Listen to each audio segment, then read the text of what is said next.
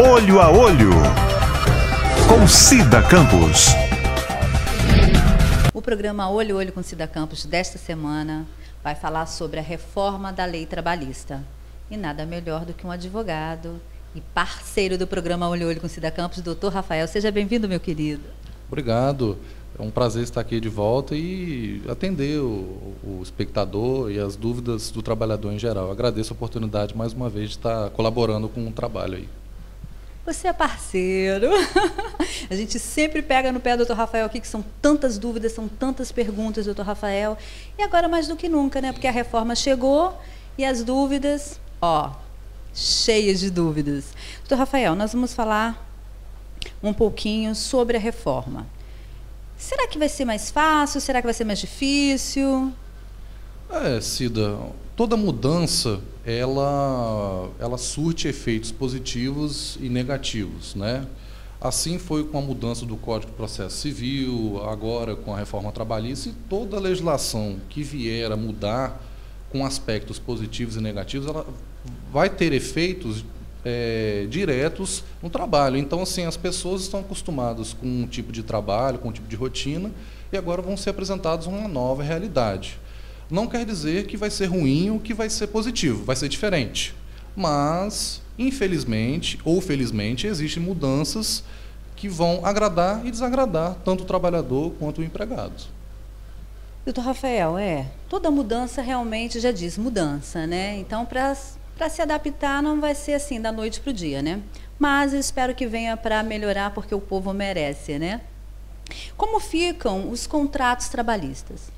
Pois é, essa é uma dúvida recorrente. As pessoas estão, assim, surgiu nas redes sociais que as mudanças do dia para a noite vão afetar todo mundo. É uma coisa que não é bem assim, tá? A reforma, assim como toda legislação nova, ela tende a surtir efeitos a partir do momento que ela entra em vigor, que no caso é agora em novembro, e conforme o próprio parecer do Ministério do Trabalho, os contratos que estão em vigência, os contratos de trabalho, eles não vão ter os efeitos imediatos nas modificações da reforma trabalhista. Isso por quê? Vamos supor que o trabalhador trabalhe 10 anos na mesma empresa, com as mesmas condições. O empregador não vai poder, no dia que a lei entrar em vigor, modificar aquele contrato de trabalho com as mudanças que vêm com a lei. Isso é uma segurança jurídica. Mas aqueles trabalhadores que vão ter um vínculo de trabalho ou não, porque agora a CLT tem essa questão do trabalhador autônomo, sem um vínculo direto, ou o trabalhador que trabalha por período ou tempo parcial, eles vão ter contratos de trabalho que vão ser, como nós conhecemos, prazo determinado, prazo indeterminado, e esses novos contratos, né? Que o que mais chama a atenção é agora a questão da terceirização, que essa é a principal mudança e que, como nós conhecemos, a terceirização é o sem vínculo, né? O terceirizado recebe pelo serviço e ele não tem mais nenhum direito trabalhista que um funcionário com carteira assinada teria. E temos também o contrato intermitente, que é, digamos assim, aquele contrato de trabalho que o trabalhador pode ter mais de um vínculo. Ele tem uma carga de trabalho menor que o trabalhador comum, e às vezes ele pode trabalhar de manhã num serviço e à noite, de tarde, em outro, com os mesmos direitos de forma proporcional a cada um deles. Essas são as principais mudanças de contrato de trabalho. E lembrando que com a lei da terceirização, o nosso poder público previu a questão da segurança, que muito embora seja 18 meses, nós chamamos de quarentena, que é para proibir as empresas de mandar embora aqueles funcionários que estão lá com carteira assinada para recontratá-los como terceirizados. Então, as empresas não vão poder fazer isso imediatamente, vai ter uma segurança para o trabalhador. Essa é a principal segurança para aqueles que pensam, a partir de hoje eu vou ser terceirizado. Não, não é bem assim, entendeu? Assegura, né? O que muda na jornada de trabalho? Olha, a jornada de trabalho, a princípio, ela vai continuar como nós conhecemos, às 8 horas, padrão, 44 horas semanais, a extensão de 2 horas extras por dia, mas uma reforma ela vem com a previsão das mudanças, que é o negociado, que é a convenção coletiva. Vale ressaltar que essa questão do convencionado não é com a reforma, já existem diversas convenções coletivas de categorias que estipulam jornadas diferentes, intervalos diferentes.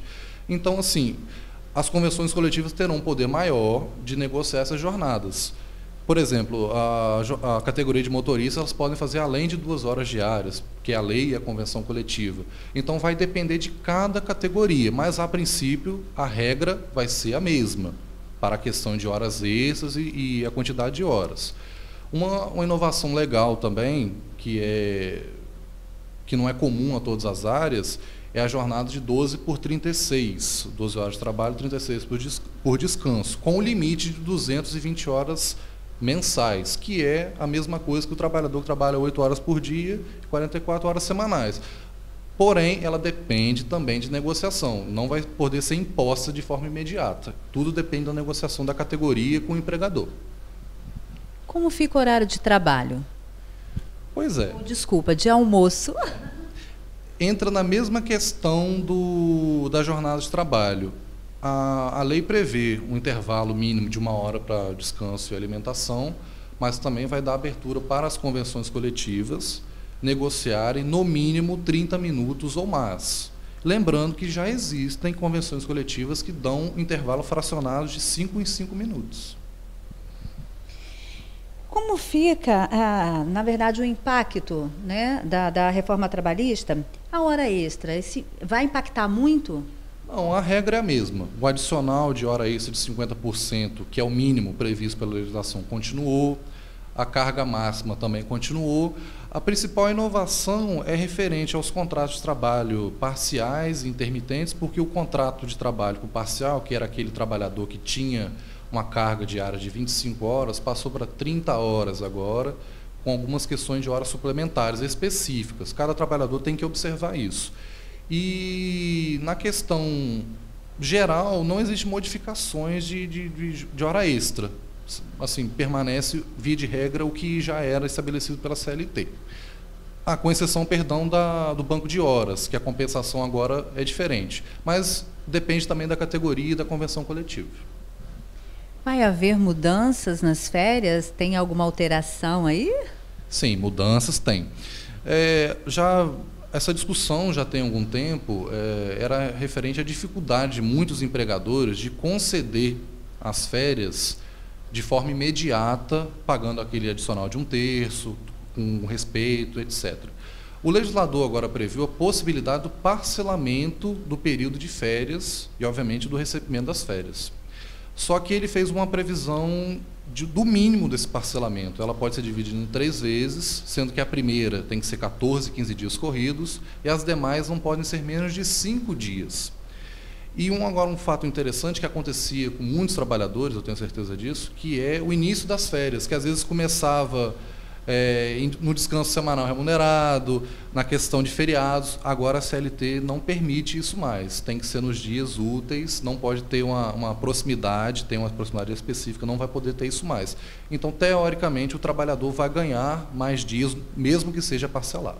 Nós vamos para o intervalo e voltamos já já. Volte comigo. Olho a Olho, com Cida Campos. Doutor Rafael, contribuição sindical, parece que acabou, né? Ela não é que ela acabou, ela se tornou facultativa, né? A regra na CLT que ainda está vigente é que o trabalhador teria descontado do seu salário o imposto sindical. Com a nova regra, o imposto sindical passa a ser opção do trabalhador. Veja bem, não é uma opção do empregador, é o empregado que deve decidir se vai continuar contribuindo ou não. É uma medida, obviamente, para incentivar também o trabalhador a buscar o sindicato e o sindicato buscar o trabalhador, porque o sindicato que continuar trabalhando em prol do trabalhador, ele vai receber as contribuições, porque é interesse do empregado manter aquele vínculo com o sindicato. Obviamente, infelizmente, muitas das vezes os sindicatos não atendem todos os direitos coletivos. Isso é uma realidade do nosso país, a gente não pode deixar de mencionar isso. Mas eu acredito que com o trabalho que muitos sindicatos, a maior parte deles, fazem em prol dos trabalhadores, o empregado vai continuar contribuindo sim. Mas não existe mais a regra obrigatória de se pagar.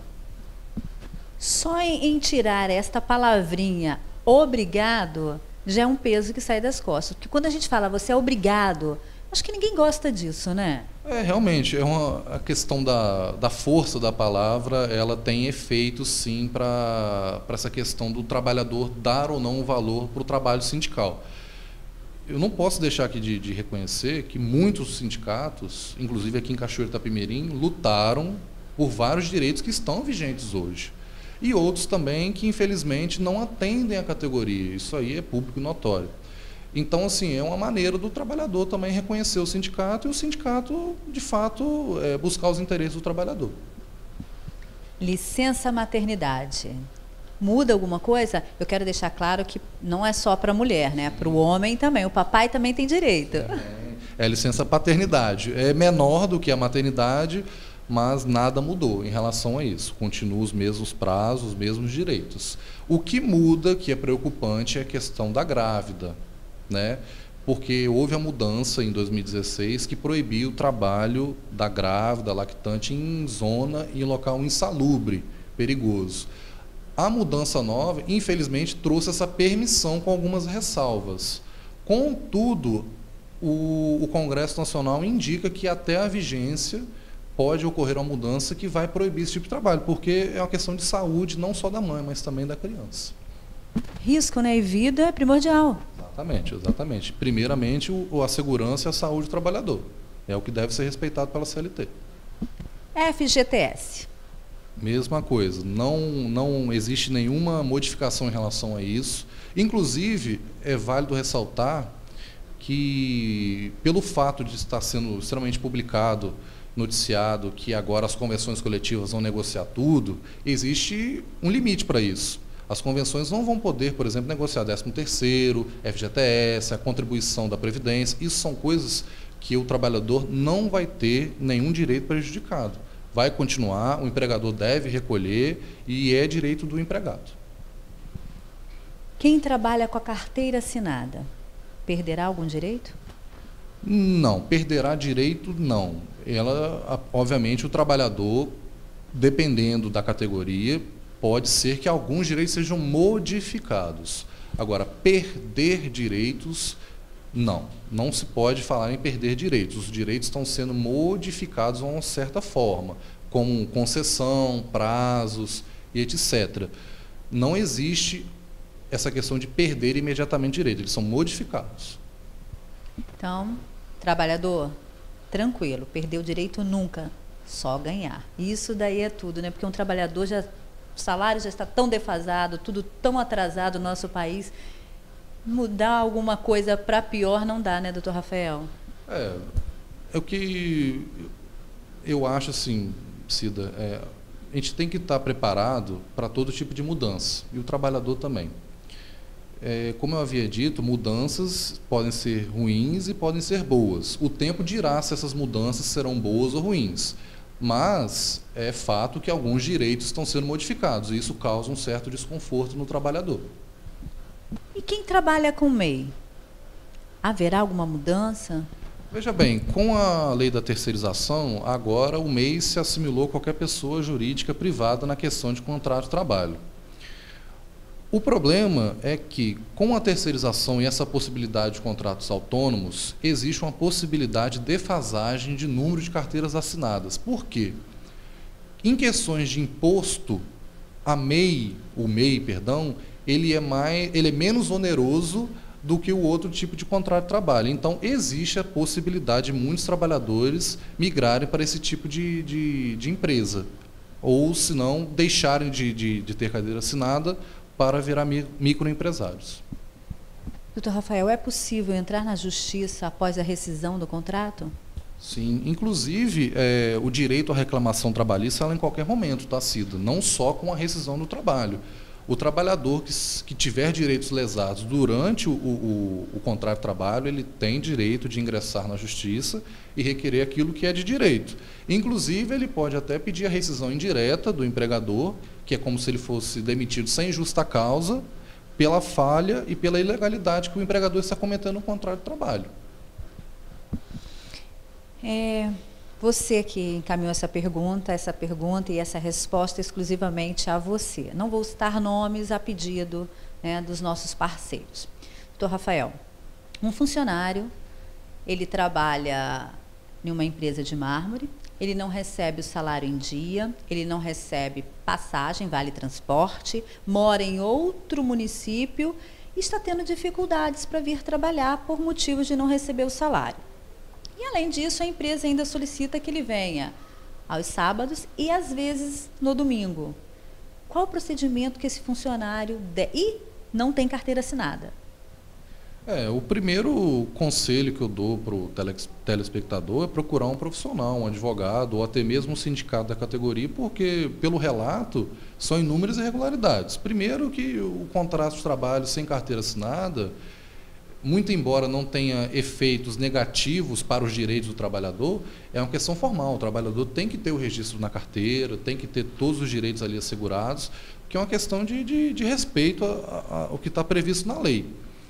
Igualmente, o atraso de salário, a não concessão de vale-transporte, a jornada irregular, pelo que está aparecendo, porque é uma categoria que tem uma jornada diferenciada, entendeu? São irregularidades que o trabalhador deve buscar a justiça.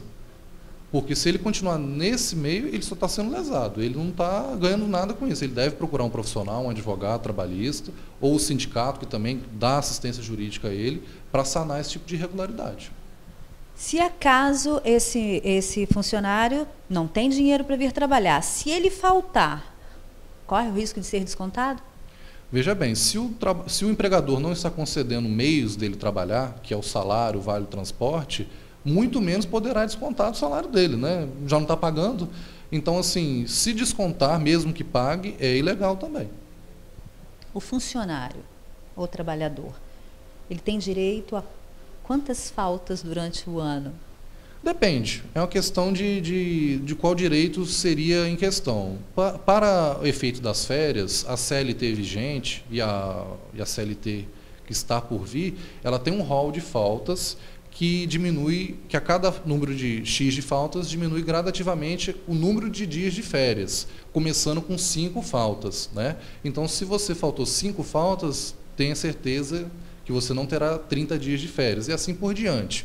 Agora, a falta para o trabalhador, ela implica não só na questão das férias, mas na questão direta do salário, dos direitos que ele recebe, teoricamente, por dia. Porque se ele falta de maneira injustificada, o empregador vai ter o direito de descontar aquele dia não justificado.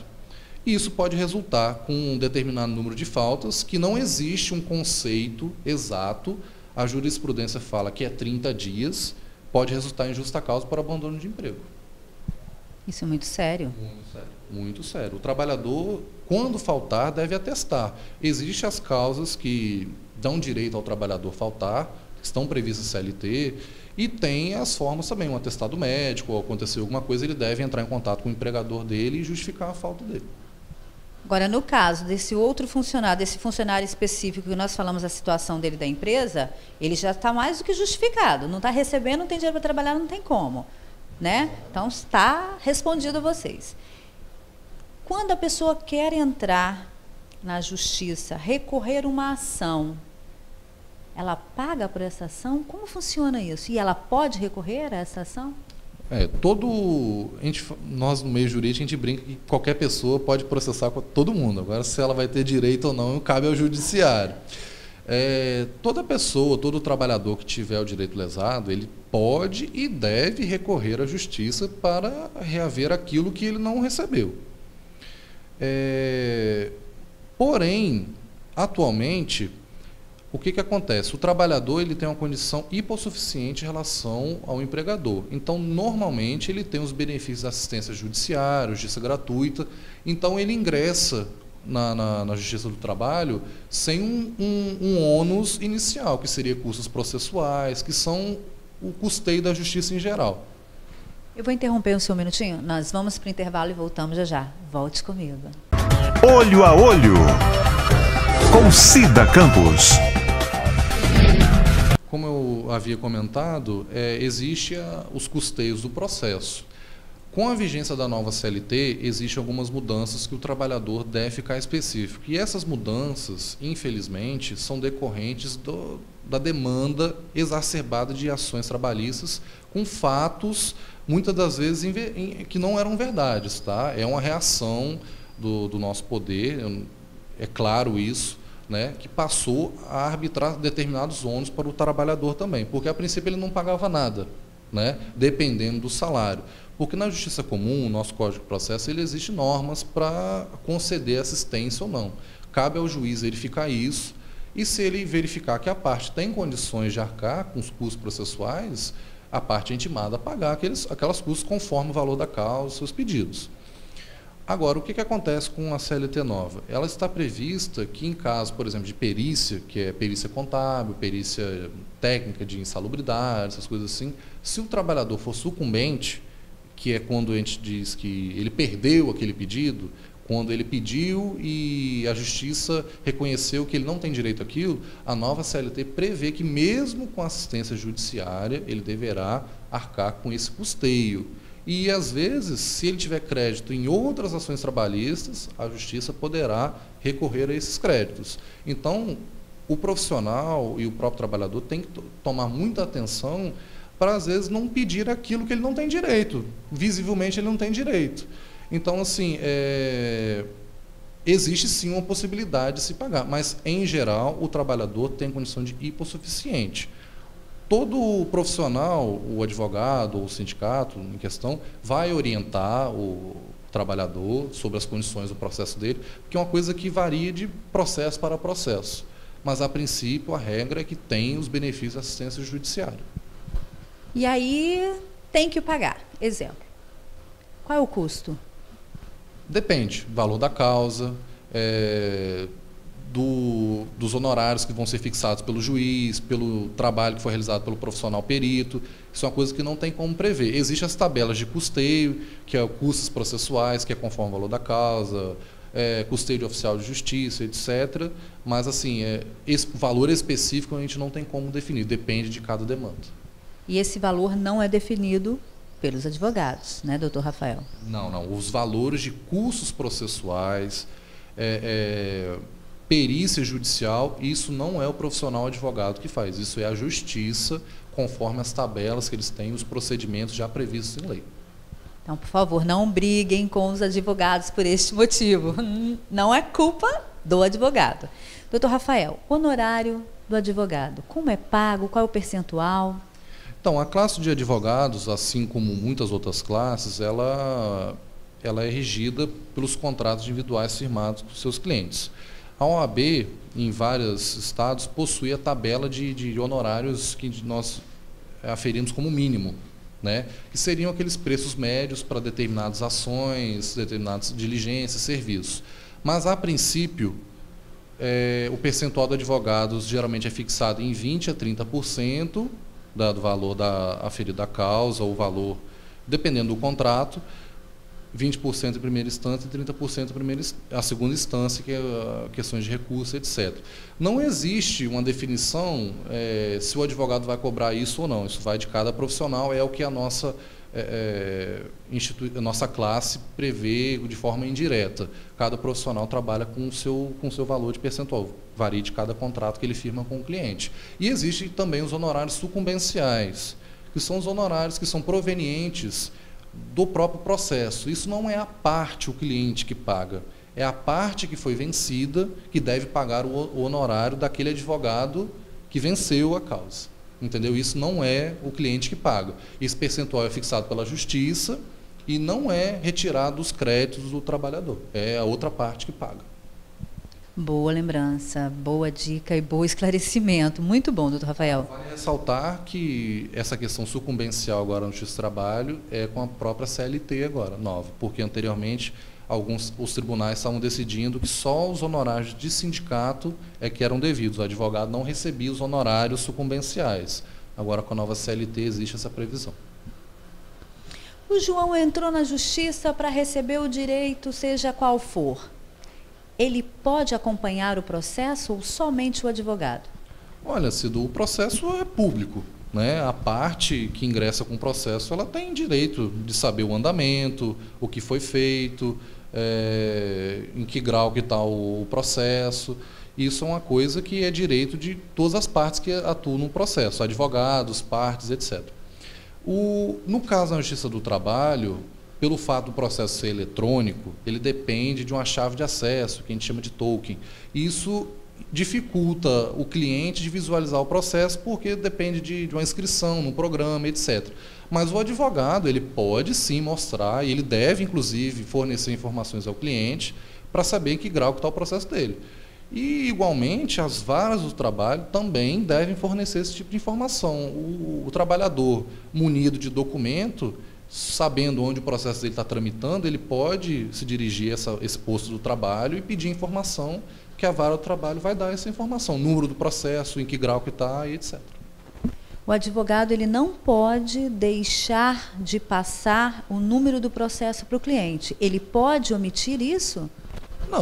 Não pode nem deveria, pelo fato do processo ser público e até mesmo pelo fato de acontecer alguma coisa, vamos supor, o cliente está insatisfeito com o advogado, ou é direito dele saber o número do processo e procurar o juiz que está acompanhando aquele processo para, às vezes, peticionar ou informar alguma coisa. É dever do advogado dar o número do processo.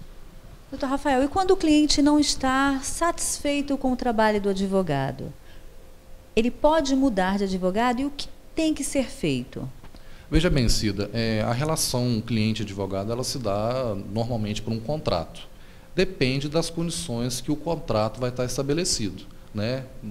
No referente aos honorários do advogado, como vai ficar. Isso as partes têm que acordar e vão assinar um instrumento. Mas é direito, sim, do trabalhador, de qualquer outra pessoa, que seja um processo comum, um processo trabalhista, trocar de advogado desde que esteja insatisfeito ou porque não tem mais interesse de trabalhar com aquele profissional. Mas isso tem os trâmites normais. O outro advogado, ele vai entrar em contato com o advogado que está constituído. Os profissionais advogados, eles têm um procedimento próprio, uma coisa de ética. Mas é direito, sim, do cliente estar insatisfeito e querer trocar de advogado. Precisa fazer assinar algum tipo de documento? Precisa ter algum documento para mudar, para fazer essa permuta? Sim, sim. O cliente procura o advogado, vai explicar as razões, eles vão entrar em um consenso e o advogado vai renunciar e vai subestabelecer, que a gente chama de dar a procuração que ele tinha antes para patrocinar aquele cliente para outro advogado que quiser constituir, ou senão ele renuncia e outro advogado depois contratado atua no processo. Isso é questão da ética profissional, da advocacia, e normalmente os advogados entram em contato um com o outro, isso aí não tem problema nenhum, não. O juiz tem prazo? Ele respirou, ele já sabe a pergunta que eu vou fazer. Eu acredito que seja a morosidade da justiça, o objetivo da pergunta, mas é válido ressaltar que quando a gente fala de morosidade no poder público, não é exclusivo da justiça. Infelizmente, é do poder público em geral, é o executivo, é o legislativo e o judiciário também. E essa morosidade, ela é decorrente de inúmeros fatores, falta de recurso humano, falta de recursos, demandas exageradas, muitos processos. Eu não tenho números exatos aqui, mas me parece que do ano passado, 2016, 2017, foram mais de 3 milhões de reclamações trabalhistas somente na região sudeste. É um fato não oficial, mas eu já li algo a respeito. Você pode imaginar a quantidade de processos só na esfera trabalhista para um judiciário que, infelizmente, não tem todos os recursos. Então, a morosidade, infelizmente, é uma questão que está presente nos nossos tribunais, seja na comum, na trabalhista, e é até bom que as pessoas, os trabalhadores que às vezes têm um processo, saibam que isso não é culpa do advogado, culpa do juiz ou culpa de outra pessoa. São questões que envolvem todo mundo. Muitas vezes também é o próprio advogado, por interesse do seu cliente, que segura o processo. Isso acontece. Mas, assim, a morosidade, infelizmente, ela está presente. E o trabalhador e a pessoa que tem um processo, ela tem que lidar com isso, infelizmente. Doutor Rafael, nós recebemos uma pergunta.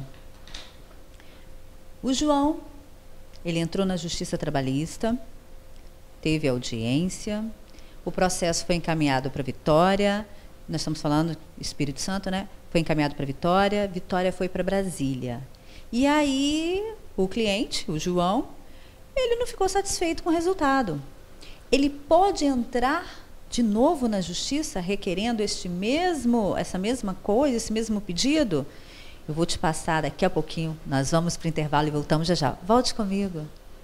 Olho a Olho, com Cida Campos. Doutor Rafael, então esse cliente, o João, ele pode recorrer, fazer, ou então entrar com outro processo? Como funciona? Bem, Cida, pelo relato, parece-me que esse processo chegou no grau máximo, que é a Corte Superior, lá em Brasília, o TST, e provavelmente teve uma decisão definitiva que vai limitar esse direito a alguma coisa. Se ele está limitado por uma decisão definitiva, a parte não vai poder requerer novamente esse direito, começando pela primeira instância, certo? Mas nada impede, desde que o período da prescrição esteja respeitado, da parte ingressar com um novo processo para requerer outro direito trabalhista lesado. Lembrando que a prescrição é ajuizada, no máximo, 2 anos após a demissão ou último dia trabalhado, considerando o aviso prévio. E os créditos trabalhistas são aqueles contados do dia do ajuizamento 5 anos anteriores. Se o direito que ele quer reclamar está englobado nesse prazo, ele pode sim ingressar com ação trabalhista. Se ele não estiver englobado nesse período, o crédito dele, o suposto crédito, está prescrito, portanto, ele não pode mais requerer essa condenação na justiça. Então, nesse caso, ele teria que, nesse processo não estava incluso a 13º, férias, só estava incluso salário ou hora extra? Se o direito lesado estiver dentro do período prescrito, o FGTS, por exemplo, tem um prazo prescricional diferente, entendeu? Não é esses 5 anos, é um prazo maior. Ele pode sim ingressar com uma nova reclamação trabalhista para tentar a condenação desse empregador ou dessa pessoa que lesou o direito dele a pagar essa verba trabalhista. Mas desde que respeite os limites de algum julgamento, que é o caso desse primeiro caso, que o TST já julgou, e os períodos de prescrição. É o que o trabalhador deve observar. Se ele tem dúvida em relação a isso, é sempre bom procurar um profissional, nunca deixar para depois, o dia que eu for demitido eu vou procurar um advogado. Procure antes, porque às vezes o direito está sendo lesado, aí quando o trabalhador é demitido 5, 10, 15 anos depois, ele não tem mais direito a reclamar aquilo. E é importante, Cido, lembrando que nessa questão de reclamações trabalhistas, a CLT agora está prevendo uma hipótese que afasta a incidência da reclamação trabalhista, que seria um termo de quitação anual em que o empregado assina mediante o empregador, que declara que todos os créditos decorrentes daquele ano estão quitados, estão pagos. E o trabalhador não vai poder reclamar aquilo mais na justiça. O termo é anual. E cabe ao empregador e o empregado concordarem. Se o empregado não quiser assinar, se ele acha que os direitos então são lesados, ele não tem ele não tem obrigação de assinar. Mas, a partir do momento que ele der a quitação, com a regra da nova CLT, aquele ano que ele quitou, ele não pode reclamar mais. Assustador. Eu tomei um choque aqui. Bem, mas é melhor que você preste muita atenção no que você está assinando. Leia e, se tiver dúvidas, procure um advogado. E Cachoeiro tem bons advogados e, não é fácil enganá-los não, tá? Eu sei porque eu tenho grandes parceiros aqui, né, doutor Rafael? Exatamente. Um profissional é sempre o melhor caminho. Se existe dúvida do que está sendo assinado, do que está sendo fornecido, do que está sendo pago, procure um profissional, um advogado ou assistência jurídica do seu sindicato para esclarecer e para tentar entender. Porque às vezes o direito está sendo lesado e o trabalhador não sabe. Gente, isso é muito sério. E poucas pessoas comentam, né, doutor Rafael? E a falta de informação, né? Infelizmente, né, Cida, digamos que a informação, muitas das vezes o trabalhador não sabe, porque o próprio empregador não tem interesse de informar o empregado, né? Mas muitas das informações são decorrentes de normas que não são tão facilmente entendidas, né? Muitas das vezes, vamos supor, um trabalhador com escolaridade baixa, entender adicional de hora extra, de insalubridade, periculosidade, ele, infelizmente, ele não entende isso. Então, às vezes, ele acha que está recebendo direito, mas não está recebendo. E o correto também é o trabalhador observar o que está sendo descontado no seu contra-cheque, né, doutor Rafael? Exatamente. Lembrando que todos os descontos Veja bem, todos os descontos que são feitos do salário, da remuneração do trabalhador, devem estar nos contra-cheques. Por que deve estar no contra-cheque? Se tiver por recibo por fora, tenha quase certeza, é algum desconto ilegal que está sendo feito de uma forma não correta e que não deve ser feito, não pode ser permitido. Os descontos devem vir no próprio contra-cheque, junto com o INSS, etc. E se não estiver ali, não permitam, procurem os seus direitos. E qualquer dúvida, qualquer pergunta, pode encaminhar para a gente que nós vamos correndo para o Dr. Rafael. Dr. Rafael, muito obrigado pela parceria de sempre, obrigado a vocês pela audiência e até semana que vem. Eu que agradeço e estamos à disposição aí a partir de novembro com as novas leis da CLT e vamos aguardar para ver se o nosso país, os nossos trabalhadores têm condições e direitos sempre evoluindo. O programa Olho a Olho com Cida Campos desta semana fica por aqui. Até semana que vem. Tchau. Olho a Olho com Cida Campos.